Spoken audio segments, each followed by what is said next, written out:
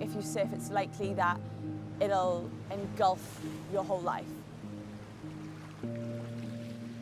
The ocean has always provided rhythms, and it's just a matter of matching up to them, isn't it? That's what surfing's all about, really.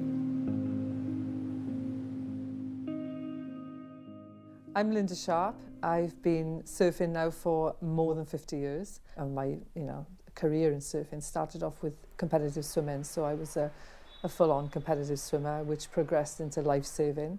The lifesaving club had surfboards, so I stole one and had to go, and found I could surf straight away, and that was in 1968. I managed to get my first surfboard in 1969. My whole life really from that point has been focused around the next surf. The first magazines were coming in from America. There were photographs of them in tropical beaches, and I loved it. I thought, I'm gonna do the same as them. I'm gonna go meet them one day, and I did. Eventually, yeah. Used to surf with marigold gloves, rugby jerseys, ordinary trainers on your feet, well, DAPs we used to call them. So I was the only woman surfing on that beach, and the only woman who surfed right through the winter, probably in the whole of Wales for about at least 6 or 7 years at least.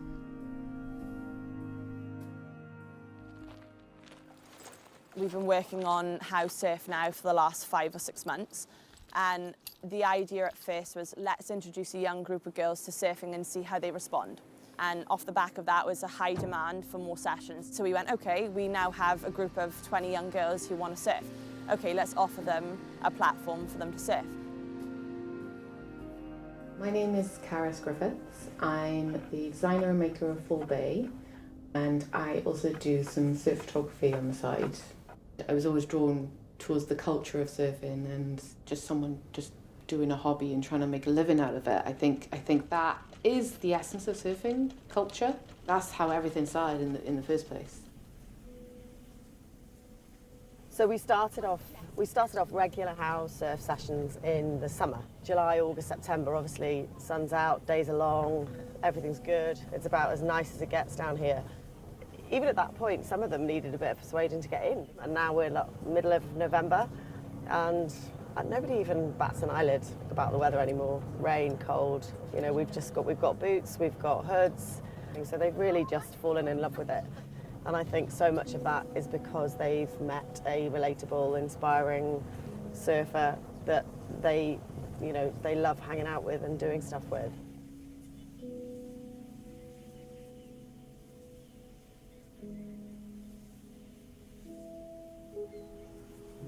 January is more of a raw, bleak kind of scene down Gower, but there's not that many people around because the waves are empty, it's pretty gnarly, so you do get tossed around a bit, but that's how you learn. The light can be absolutely perfect down there, and when it's stormy it's even better.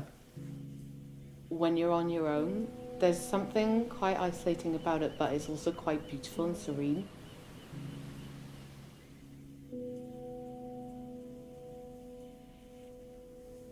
The first Welsh Championships I entered was in 1970. I managed to persuade 2 of the other girls from the lifeguard club to come in the water with me. Otherwise, we wouldn't have had a women's section, competition. I had already entered the men's, but they weren't happy for me to go in because they knew I could beat most of them.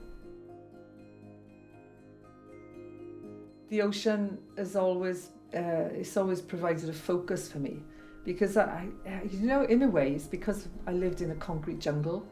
I lived on one of the biggest estates, housing estates, which was all concrete houses, concrete roads, and we had BP Chemicals one side and the Steel Company of Wales the other side. So I was surrounded by concrete, and my big escape was to go down the beach. It's just really important to get out into the elements, and realise you're only a tiny speck. It puts you back on a level pegging, doesn't it?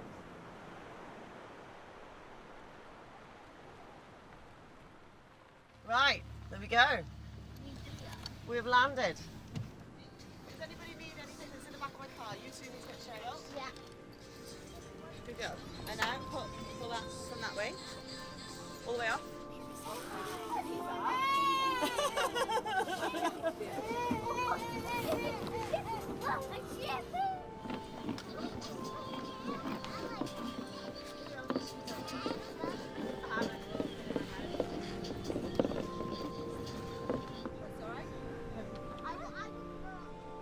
And most of the magazines I've got don't feature women at all unless they're just standing there in bikinis, you know, just the model side of it. Because that's what we're sold, to look good in a bikini and that's it, to carry a board under your arm. But that's all you see, generally. It's never, like I said before, like a woman in a wetsuit that is enjoying waves in Iceland, for example. I think the more women get featured in a wetsuit in cold water magazines, the more young women are going to see that as something, that's, people want to see that, people like to see that, so I'm going to do it too. The magazine coverage of sports has changed so much, and yes, it's empowered by women, it's driven by women, it can only be a good thing because it's looking at it from a slightly different perspective. I don't know that it can be conquered completely, but there is a disconnect between women or girls at that age and sport. Water sports in this area is something that people engage with. It's really something that happens around the fringes of Britain, you know. When I grew up, I always had my brothers with me. I always had this little group of friends, but I didn't have any of that camaraderie thing with other girls. And I actually would have really enjoyed that. So I remember seeing Linda in school, and I remember being like, oh my God, that's Linda Sharp, like the woman who put British and Welsh surfing on the map. So I remember just being, I guess, stars in your eyes a bit. Now Gwen I met while I was teaching. I was teaching PE and she was pupil. I feel like I was super fortunate to have a few critical female role models, one being Linda, when I chose to sort of throw in the towel with competing. And I remember saying to Linda, like, I really want to help out. I'd love to be able to do this and help out. And she was like, okay, like, make it happen. It's always been a case of, you want something done, like, go do it. I think it's amazing what the How Girls are doing. I was actually on their social media the other day and I thought to myself, I wish I had something like this when I was young, when I was about 14.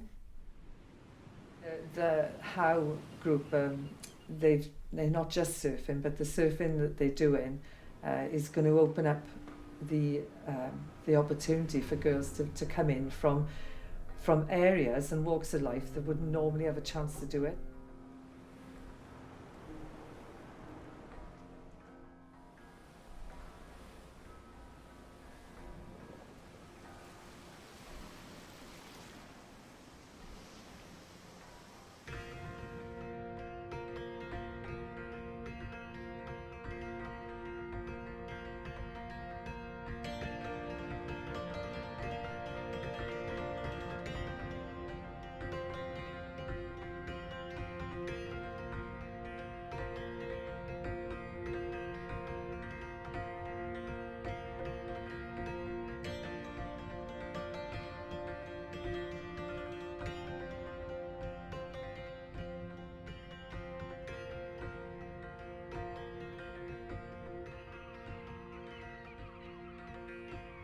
Yeah, because I went down to Caswell a couple of weeks ago and saw the girls, the How Girls, having one of their sessions.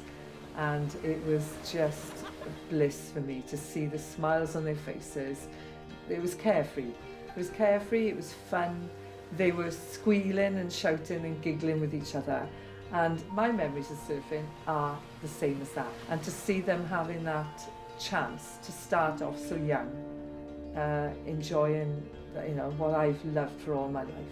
I was so pleased to see it happening. I just hope they all stick with it and all enjoy it as much as I have.